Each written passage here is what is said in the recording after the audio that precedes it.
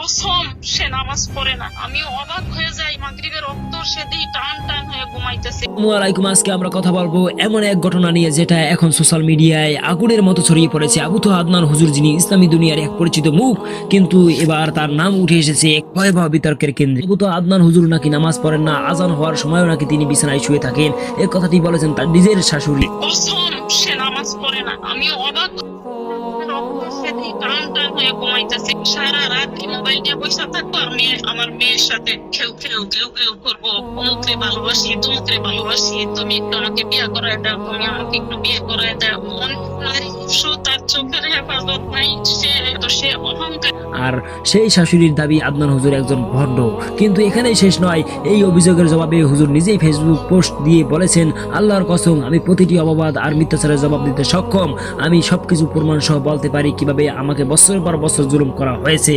পুরো পোস্টেই তিনি একের পর এক কসম করে বলেছেন, আমি এমন কোনো কাজ করিনি, ভবিষ্যতে করব না, এমন কাজ করে কারো কোনো লাভ হয় না। তারপরে তিনি আরো বলেছেন, এই সমাজে মেয়েদের চোখের অশ্রুর দাম অনেক, তারা যা বলে সেটাই মানুষ সত্য বলে ধরে নাই, তাই আমি চুপ আছি। বোধ করছি কথা বল। কিন্তু এখন দেখা যাচ্ছে তার ওয়াইফ তিনি নিজেই সোশ্যাল মিডিয়ার একের পর এক পোস্ট দিয়ে হুজুরের বিরুদ্ধে অভিযোগ করেছেন। তার সাথে এখন ময়দানে নেমেছেন তার মা অর্থাৎ আদনান হুজুরের শাশুড়ি। তারা দুজন মিলে অনলাইনে এসে শুরু করেছেন আলোচনা সমালোচনার জ্বর। যেভাবেই হোক না কেন, মনে হচ্ছে তারা এই সমাজের মধ্যে আদনান হুজুরকে কলঙ্কিত, লাঞ্ছিত আর বঞ্চিত করেই ছাড়বে। এমনকি কেউ কেউ বলেছেন এর পেছনে একটা পরিকল্পনাও থাকতে পারে, সম্ভবত তার বিরুদ্ধে মামলা পর্যন্ত হতে পারে।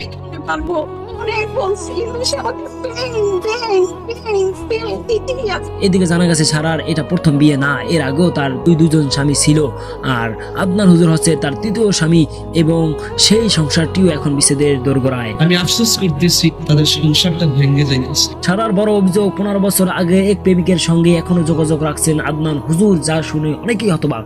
একজন মানুষ যদি এই অভিযোগ মিথ্যা বলে মনে করেন, তাহলে সেটা যে কতটা কষ্টদায়ক হতে পারে তা ভাবলেই বোঝা যায়। কিন্তু ভাই, আমরা একটা জিনিস ভুলে যাচ্ছি, কেউ দুধের দেওয়া তুলসী পাতা না, আর কেউ ফেরেশতাও না।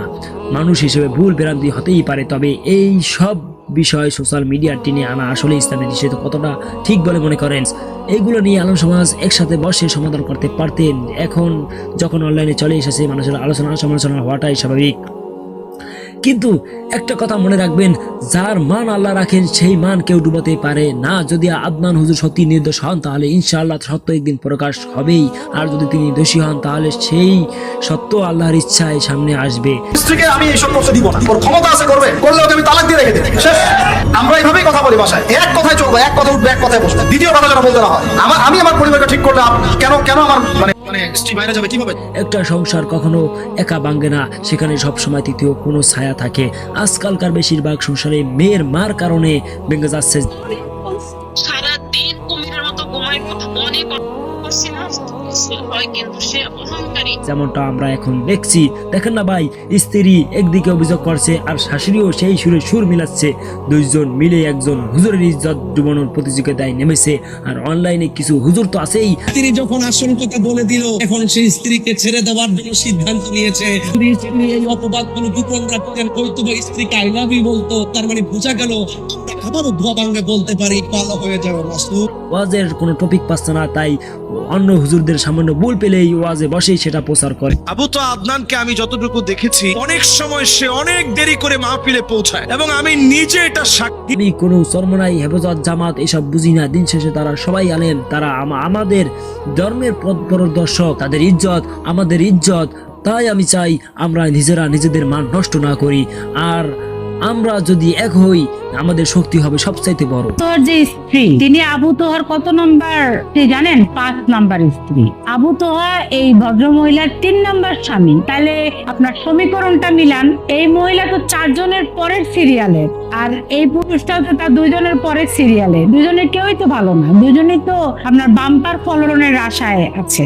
কেউই ভালো না। এই মহিলাও খারাপ, এই তার স্বামীও খারাপ। দোনোটাকে নিয়ে শাস্তি দিয়ে দেওয়া উচিত। এখন আপনাদের কাছে জানতে চাই, আপনারা কি মনে করেন আবু তোহা আদনান হুজুর কি আসলেই এমন কোনো অপরাধ করেছেন নাকি তাকে ফাঁসানোর চেষ্টা চলেছে? আপনাদের মূল্যবান মতামত কমেন্টে জানিয়ে দিন। এভাবে শয়তান অনেক ভাবে মানুষকে প্রতারিত করতে পারে। শেষে একটা কথা বলতে চাই, ধর্ম বর্ণ দল নির্বিশেষে আমরা সবাই মানুষ হিসেবে মানুষের পাশে থাকা, এটাই তো আমাদের প্রকৃত ধর্ম।